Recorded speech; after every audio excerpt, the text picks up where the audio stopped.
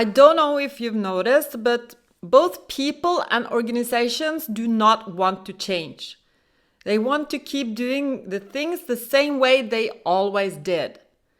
Now, if you're not happy with 100% with the way your life looks and you want change in your life, well, this is the video for you. And I'm going to help you with some tips to understand how you can actually make things change, because you have to force yourself to some extent. So the first thing you need to, you have to have a mindset of not giving a fuck.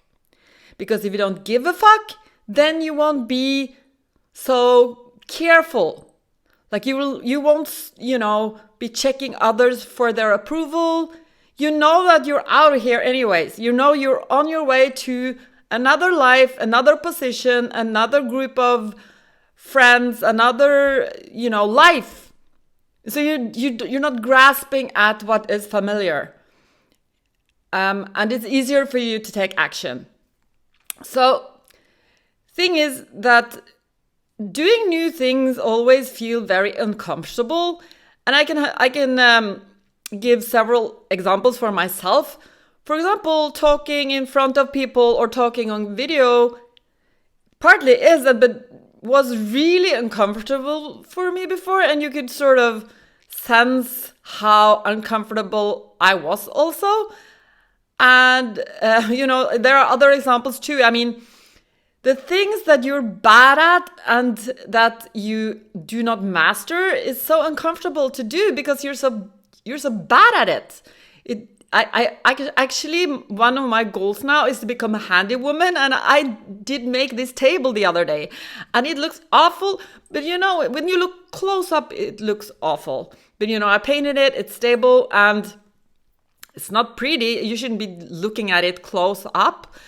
But it's functional for its purpose. And, now I'm a little bit better at using the drill. But it was so hard to actually be doing it. And I had to actually be forced to do it. I was forced to do it because I had this washing machine that had to have a table to stand on, and the plumber was coming, so I had to do it in a certain time. And if I wasn't forced to do it, I probably wouldn't have done it, because I had this other project also that's just a bunch of heap of material lying there, and nobody did anything, and probably nobody will do anything until maybe next year. So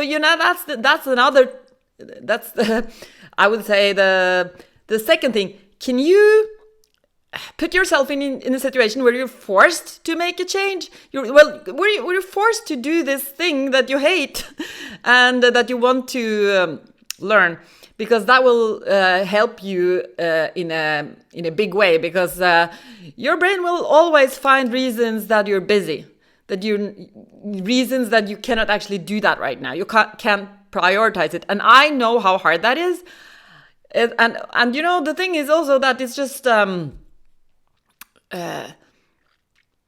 because it's uncomfortable and because it's hard for you, you will not follow through on it consistently. And this is the thing that is the third thing, that you have to kind of make up your mind to do something, and you actually have to do it consistently. You have to take action. For me, it's so easy to give up. For example, I've been making YouTube videos within intervals of 2 years, for example. And nothing's going to come of that. If you don't do something consistently, and if you don't put in the effort to learn the things that you need to learn, to do the things that you want to do, your life is going to be at a standstill. You're not going to go where you want to go, and you will keep complaining about the same things over and over again. So, another thing that I realized also is that patience is a major thing that you need to consider, to be more patient, because reality is